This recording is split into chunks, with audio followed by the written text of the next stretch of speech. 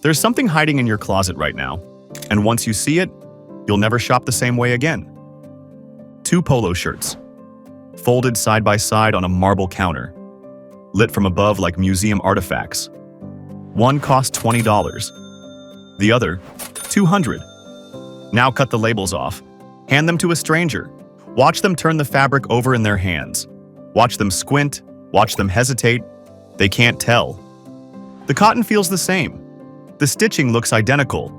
The collars hold their shape in almost the exact same way. The weight in your palm? Nearly indistinguishable. So what exactly are you paying for?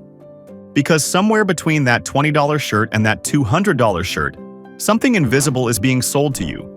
Something you can't see, can't touch, can't wash out. And billion-dollar fashion houses have spent the last 60 years making sure you never notice it. Here's the question that should quietly unsettle you. Are those expensive polos actually better? Or have millions of men been participating in one of the most elegant illusions in modern fashion and paying for the privilege? By the end of this, you'll know exactly which polos are worth your money, which ones are quietly robbing you, and why the answer has almost nothing to do with the price tag. Let's rewind. Because the polo shirt has a secret history most men have never been told. It wasn't invented by Ralph Lauren. It was born in 1926 on a sun-bleached tennis court in France. A young champion named René Lacoste, nicknamed the Crocodile for his bite on the court, was tired of stiff, long-sleeved shirts dragging him down in the heat. So he designed something radical: soft, breathable, short sleeves, a flat-knit collar, a longer back hem that stayed tucked when he served. Then he did something no one had ever done before. He stitched a small green crocodile onto the chest. That tiny embroidered reptile is widely considered the first visible designer logo in fashion history. Before Lacoste, you didn't wear a brand. You wore a shirt. After Lacoste, clothing became something else entirely. A signal, a code, a quiet sentence spoken without words. And once men started paying for the signal, an entire industry realized something dangerous. You could charge 10 times more for the same cotton, the same buttons, the same stitching, as long as the symbol on the chest carried weight. Enter Ralph Lauren, 1972. A Bronx-born kid named Ralph Lifshitz who understood what most designers missed. He wasn't selling polo shirts. He was selling a dream. Nantucket summers, Ivy League libraries, old money mansions you'd never been invited to. For $85, you could wear the fantasy. The cotton was the product. The price was the doorway. And that doorway changed everything. Now here's where the story gets uncomfortable, because this isn't about every expensive polo being a scam. Some of them are quietly, beautifully worth it. Take Sunspel, a British house knitting fine cotton since 1860 on vintage machines tucked away in a quiet English town called Long Eaton. Their polos use long staple Supima and Sea Island cotton, the kind of fiber that gets softer with every wash. That ages like good leather. That still looks elegant 10 years later. Or Drumohr, an Italian knitter operating in Piedmont since 1770. Older than most countries. When you pay for one of their polos, you're paying for fiber length, knit density, craftsmanship that genuinely takes longer to produce. But that's the exception, not the rule. Here's the truth the industry doesn't advertise. A huge slice of the premium polo market isn't selling craftsmanship, it's selling positioning. Many designer polos hanging in glass-walled, priced at $150, $200, $300, come out of the exact same factories in Peru, Vietnam, and Turkey that produce shirts for mid-tier brands selling for a third of the price. Same cotton, same construction, same hands stitching the same seams. The only real difference? The logo, the hang tag, the storefront, the magazine spread. Consumer psychologists have a name for this: Veblen goods. Products where demand actually rises as the price climbs because the high price itself becomes the feature. We don't just tolerate the markup, we crave it. We feel taller in the expensive shirt, more respected, more chosen. Not because it fits better, but because we know what it cost. Think about the last time you walked into a luxury store. The lighting low and warm, the music soft, a folded stack of polos under a single spotlight.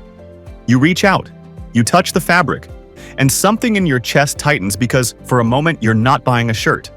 You're buying the version of yourself you've always wanted to be. That feeling is the most expensive thing in the room.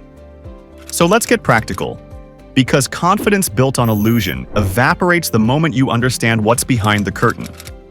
What actually makes a polo worth your money? Start with the cotton. The single biggest factor in how a shirt feels, drapes, and ages is fiber quality. Look for Pima, Supima, Sea Island, mercerized cotton. Longer fibers, smoother, stronger. They resist pilling and gain character over time. A cheap polo in short staple cotton looks tired after 15 washes. A well-made Pima polo looks better in year 3 than it did on day 1. Then, the knit. Piqué, the classic waffle texture Lacoste invented, breathes better and hides wrinkles.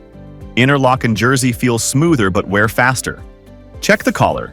A real polo has a self-fabric collar, knit from the same yarn as the body, not a stiff piece glued on that curls after a few washes. Look at the placket.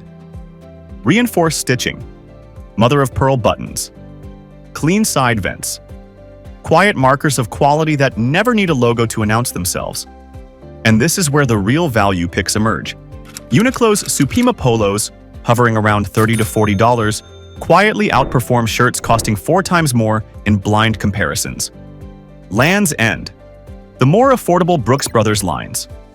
J. Crew's better cotton offerings. Newer brands like Buck Mason, Ascot, Todd Snyder, sitting in that $70 to $100 range, producing polos that genuinely justify their price through fabric weight, fit, and longevity. Meanwhile, paying $200 for a designer polo with a giant chest logo is, in most cases, paying $140 for the logo itself. And this brings us somewhere deeper than shopping.